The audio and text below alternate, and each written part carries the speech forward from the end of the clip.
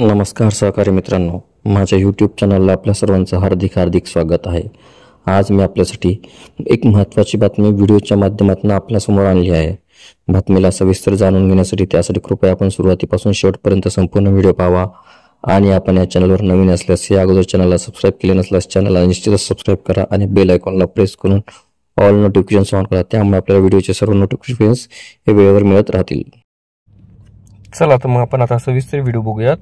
दिनांक 1 नोव्हेंबर 2005 पूर्वी पदभरती जाहिरात किंवा अधिसूचना निर्गमित झालेल्या प्रकरणी शासन सेवेत दिनांक 1 नोव्हेंबर 2005 रोजी किंवा त्यानंतर रुजू झालेले शासकीय अधिकारी व कर्मचारी यांना केंद्र शासनाच्या धर्तीवर जुनी निवृत्ती वेतन योजना लागू करण्याबाबत उपशिक्षण अधिकारी प्राथमिक जिल्हा परिषद नाशिक यांनी एक नवीन परिपत्रक जारी केलेले आहे। त्यामध्ये त्यांनी असं म्हटलं की संबंधित अधिकारी व कर्मचारी यांनी जुनी निवृत्ती वेतन व आनुषंगिक नियम लागू करण्याचा पर्याय हा सदर शासन निर्णय निर्गमित केल्याच्या दिनांकापासून 6 महिन्याच्या कालावधीत देणे बंधनकारक आहे।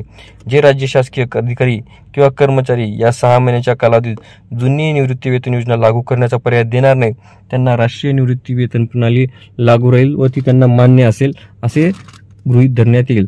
सदर शासन निर्णयाचे अनुषंगाने आपल्या गटात कार्यरत असलेले राष्ट्रीय निवृत्ती वेतन म्हणजेच NPS लागू असलेले कर्मचारी यांनी जुनी पेन्शन योजना लागू करण्याचा पर्याय दिलेला असेल अशा कर्मचारी यांच्या प्रस्तावासोबत खालीलप्रमाणे कागदपत्रांची पूर्तता करण्यात यावी।